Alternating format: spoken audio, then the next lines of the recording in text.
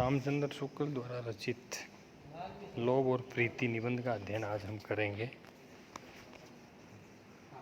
किसी प्रकार का सुख या आनंद देने वाली वस्तु के संबंध में मन की ऐसी स्थिति को जिसमें उस वस्तु के अभाव की भावना होते ही प्राप्ति, सानिध्य या रक्षा की प्रबल इच्छा जग पड़े, उसे क्या कहते हैं? लोभ। इसको आप समझिए कि कोई आनंद या सुख देने वाली वस्तु है और उसके अभाव की भावना जब मन में उत्पन्न हो तो उसके प्रति सानिध्य की जो भावना है उसको क्या कहते हैं? लोभ। रामचंद्र शुक्ल ने मनोविकारों से संबंधित बहुत ही अच्छे निबंध लिखे हैं। दूसरे की वस्तु का लोभ करके लोग उसे लेना चाहते हैं। अपनी वस्तु का लोभ करके लोग उसे देना या नष्ट होने देना नहीं चाहते। प्राप्य या प्राप्त सुख के अभाव या अभाव कल्पना के बिना लोभ की अभिव्यक्ति नहीं होती। अतः इसके सुखात्मक और दुखात्मक दोनों पक्ष हैं। तो लोभ के दो तरह के पक्ष बताए हैं, सुखात्मक और दुखात्मक। जब लोभ अप्राप्त के लिए होता है तब तो दुख स्पष्ट ही है। प्राप्त के संबंध में दुख का अंश निहित रहता है और अभाव के निश्चय या आशंका मात्र पर व्यक्त हो जाता है। कोई सुखद वस्तु पास में रहने पर भी मन में इस इच्छा का बीज रहता है कि उसका अभाव न हो। तो ये भी एक लोभ है, इसका अभाव न हो जाए। पर अभाव का जब तक ध्यान नहीं होता तब तक इस वासना का कहीं पता नहीं रहता। हम बैठे बैठे किसी वस्तु का आनंद ले रहे हैं और उस आनंद के अभाव से जो दुख होगा उसका कुछ भी ध्यान हमारे मन में नहीं है। इसी बीच में कोई आकर उस वस्तु को ले जाना चाहता है, तब हम उससे कुछ व्यग्र होकर कहते हैं अभी रहने दो। इसके पहले कोरे आनंद के अभाव में इच्छा का कहीं पता न था कि वह वस्तु हटाई न जाए। विशिष्ट वस्तु या व्यक्ति के प्रति होने पर लोभ वह सात्विक रूप प्राप्त करता है जिससे प्रीति या प्रेम कहते हैं। तो लोभ जब सात्विकता प्राप्त कर लेता है तो किस में बदल जाता है? प्रेम में। जहाँ लोभ सामान्य या जाति के प्रति होता है वहाँ लोभ ही रहता है, पर जहाँ किसी जाति के एक ही विशेष व्यक्ति के प्रति होता है वहाँ वह रुचि या प्रीति का पद प्राप्त कर लेता है। तो काफ़ी तार्किक ढंग से व्याख्या की है रामचंद्र शुक्ल ने लोभ और प्रीति के संबंध में। लोभ सामान्योन्मुखी होता है और प्रेम विशेषोन्मुख, अर्थात लोभ का झुकाव सामान्य की तरफ, और जब उसमें विशिष्टता आ जाती है तो वो किस में बदल जाता है? प्रीति या प्रेम में। कहीं कोई अच्छी चीज़ सुनकर दौड़ पड़ना लोभ है। किसी विशेष वस्तु पर इस प्रकार मुग्ध रहना कि उसे कितनी ही अच्छी वस्तुओं के सामने आने पर भी उस विशेष वस्तु से प्रवृत्ति न हटे, तो ये रुचि या फिर प्रेम है। किसी स्त्री या पुरुष के रूप की प्रशंसा सुनते ही पहला भाव लोभ का होगा। किसी को हमने बहुत सुंदर देखा और लुभा गए, उसके पीछे दूसरे को उससे भी सुंदर देखा तो उस पर लुभा गए।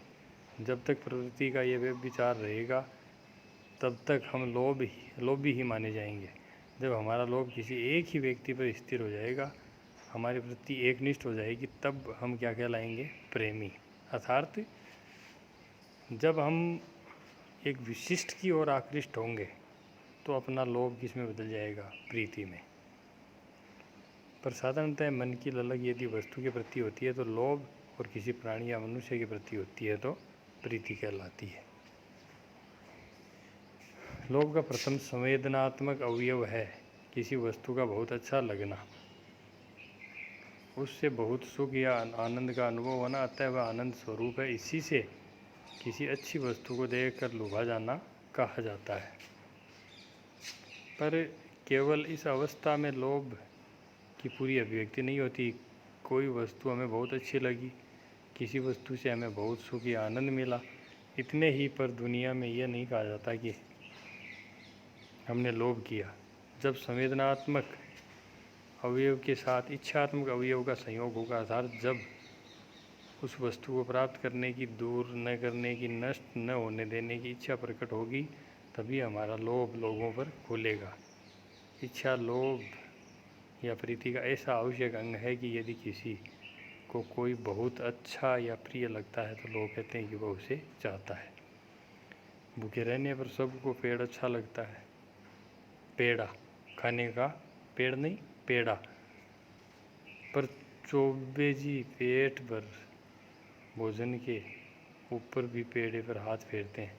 अतः हम कह सकते हैं कि चौबे जी को मिष्ठान से अधिक रुचि है। यह अभिरुचि भी लोभ की चेष्टाएं उत्पन्न करती है। इंद्रियों के विषय भेद से अभिरुचि के विषय भी भिन्न भिन्न हो सकते हैं। कमल का फूल और रमणी का सुंदर मुख अच्छा लगता है। वीणा की तान और अपनी तारीफ अच्छी लगती है। जूही और केसर की गंध अच्छी लगती है। रबड़ी और मालपुआ अच्छा लगता है। मुलायम गद्दा अच्छा लगता है। ये सब वस्तुएं तो आपको आनंद देती हैं। इससे इनकी प्राप्ति की इच्छा बहुत सीधी सादी और स्वाभाविक कही जा सकती है। पर जिससे इन सब वस्तुओं की प्राप्ति सुलभ होती है, उसमें चाहे आनंद देने वाली स्वतः कोई बात न हो, पर उसकी प्राप्ति की इच्छा होती है। उसका लोभ होता है। रुपये के रूप, रस, रंग, गंध आदि में कोई आकर्षण नहीं होता, पर जिस वेग से मनुष्य उस पर टूटते हैं, उस वेग से भोरे कमल पर और कोए मांस पर भी न टूटते होंगे। यहाँ तक कि लोभी शब्द से साधारणतः रुपये पैसे का लोभी, धन का लोभी समझा जाता है। एक धातुकण के गर्भ में कितने प्रकार के सुख और आनंद मनुष्य समझता है, पर यह समझ इतनी पुरानी पड़ गई है कि इसकी ओर हमारा ध्यान अब प्राय नहीं रहता। धन संचय करने में बहुतों का लक्ष्य धन ही रहता है, उससे प्राप्त सुख नहीं है। वे बड़े से बड़े सुख के बदले में या कठिन से कठिन कष्ट के निवारण के लिए थोड़ा सा भी धन अलग करना नहीं चाहते। उनके लिए साधना ही साध्य बन जाती है। स्थिति भेद से प्रिय या अच्छी लगने वाली वस्तु के संबंध में दो प्रकार की इच्छाएं हैं। प्राप्ति या सानिध्य की इच्छा है, दूसरी है दूर न करने की या नष्ट न होने देने की इच्छा। और सानिध्य की जो इच्छा है उसके भी दो भेद हैं। इतने संपर्क की इच्छा जितना और किसी का ना हो, और इतने संपर्क की इच्छा जितना सब कोई या बहुत से लोग एक साथ रख सकते हैं।